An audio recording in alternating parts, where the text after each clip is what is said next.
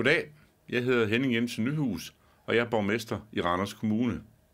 Kommunesammenlægningen i 2006 var en meget stor opgave, faktisk i Randers den største i hele landet. Det nye Randers Kommune blev til af 3 hele og 3 halve kommuner, og det er nu landets 7. største kommune.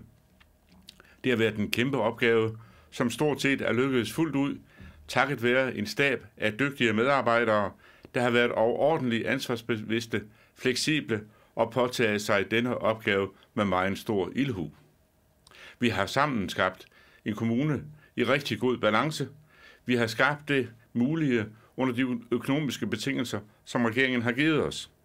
Vi har skabt et af de første kommunale hospice her i landet, og vi har lavet en forsøgsordning med gratis buskort til vores folkepensionister, og ordninger, som vi skal arbejde videre på. Der er skabt gode fysiske rammer for daginstitutionerne, folkeskolen og ældresektoren, og vi skal i de kommende år arbejde på at styrke både kvaliteten og medarbejderne på børne- og ældreområdet. Vi skal også fokusere på den kollektive trafik og på infrastrukturen. Kulturen er styrket, og breddeidrætsaktiviteterne skal styrkes endnu mere de kommende år. Randers Regnskov udvikler sig fortsat imponerende og har ca. 300.000 besøgende om året. Vi arbejder med et letbaneprojekt fra Aarhus til Randers og på en ny bro i centrum, samt en statsligt finansieret forbindelse over eller under fjorden øst for byen. Der bliver brugt mange millioner på erhvervsudvikling og erhvervslivet, som er en forudsætning for nye og gode arbejdspladser.